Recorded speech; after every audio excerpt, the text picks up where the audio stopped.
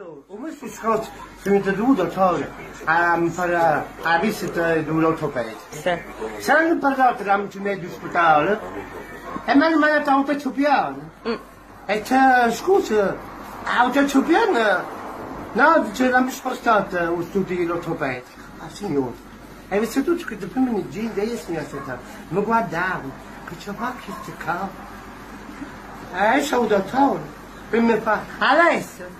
E dottore signore, ha scangrato la porta, ti prego, ma io mi ho passato questi due bracci, e cosa?